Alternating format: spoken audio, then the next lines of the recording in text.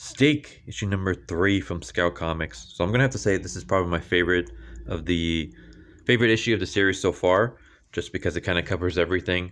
We get character development, we get world building, and we also get action and stuff like that. So yeah, let's get right into it.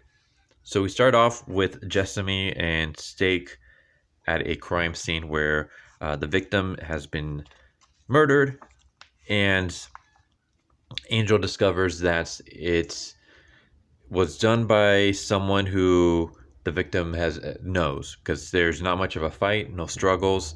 The victim hasn't bled a lot, but he has been drained of blood, so it all points to a vampire. And then, of course, we get some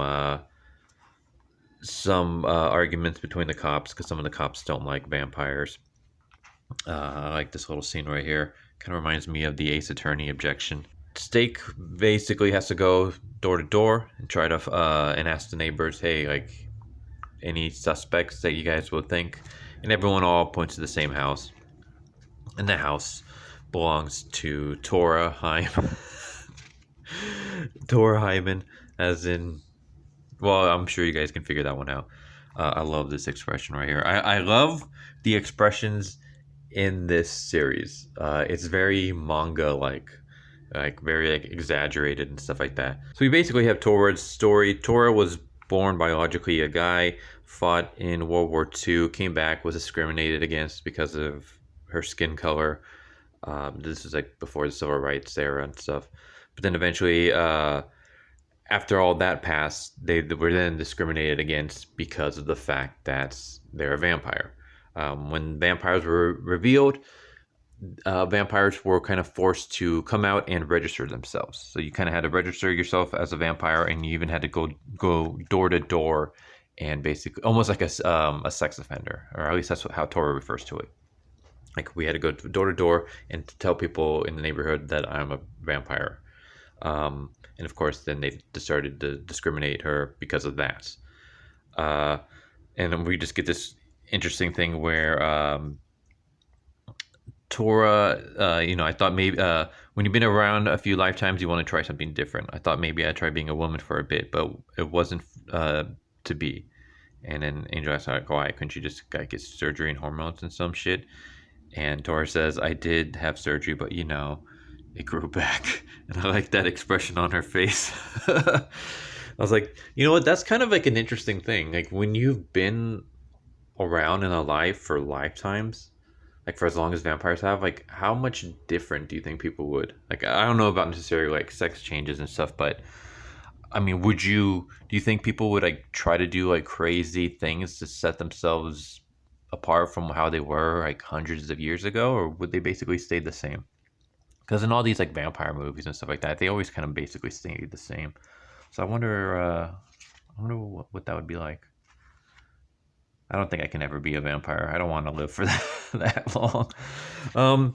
So yeah, we basically just get some talks about that, and Tora doesn't really have any answer other than the fact that the victim, despite having a bunch of anti-vampire stickers and things like that, was very hardcore into sleeping around with vampires and stuff. So they were basically like one of those closet vampire lovers. And then we get a call about a vampire nest that they have to take care of. We get this cool scene where we see Jessamy's armory, and we have like all these armors and swords and weapons and stuff from like over the centuries. I was like, that's kind of cool. And then so they go to this town where there's a vampire nest, and we have Lieutenant Director Drusilla Hughes from the Vampire Bounty Hunter Union in Detroit. I was like, Drusilla. You have Drusilla, you have Angel, which is also a Buffy name, aka Stake, and in issue number 2, we had characters refer to her as Buffy. So I'm guessing that the writer is a huge Buffy the Vampire Slayer fan. So yeah, we have them basically scouting out the. I don't know if you guys can hear that. It's just my dog. Scouting out the house, and they discover that there's a bunch of vampires and one human. So we get this cool scene where we get to see more of Angel's personality, And basically, Jessamy's like, all right, what are we gonna do? And Angel's like, we're gonna crack some skulls. It's like, no, we have to give them a chance to register peacefully. Boo, I'm booing you, Jess. It's like, you know, get your gear just in case I have to crack some skulls. I was like, all right, I'm starting to love Angel. Like, I love her, like, personality. So yeah, she walks up to the door and basically says, like, you know, I'm Angel with the FBHU. It's come to my attention that there's unregistered vampires. Do you want to register? She gives them like this smug look, and they're like, I think we'll pass. Why don't you come inside for a minute? She's like, hold on a second, fellas. And then she goes, grabs her helmet. She's like, all right, good news, everyone. I can play. And then we basically get her just kicking the crap out of all these vampires. And there's a little bit more, but yeah, I'm gonna stop it there. But yeah, I love this issue. This issue was cool because we get some development about what it's like to be a vampire with Tora. We get a little bit of the Vampire Bureau and stuff like that with Drusilla, and then we get to see what it's like to actually be a vampire bounty hunter. Why do I keep saying Bureau?